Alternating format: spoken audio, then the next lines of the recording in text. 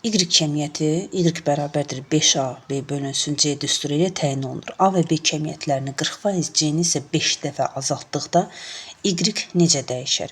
A və B-ni 40% azaltdıqda, deməli 100%-dən çıxsaq 40%-i 60% alarıq. 60% isə hissə ilə ifadə etsək, kəsri çevirsək 0,6 alınır.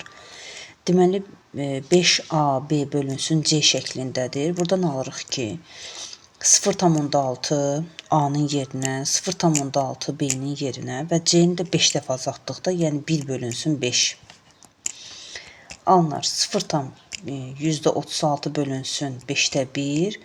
Bu da 0,36 vurulsun 5 deməkdir. 0,36-nı 5-ə vurduqda 36-nı 5-ə vursaq 0, 18, 180 və 2 dənə də sonra vergül atacağımız üçün 1,8. 1,8 bərabərdir 180% eləyir.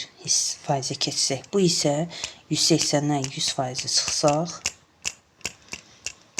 80% artar deməkdir.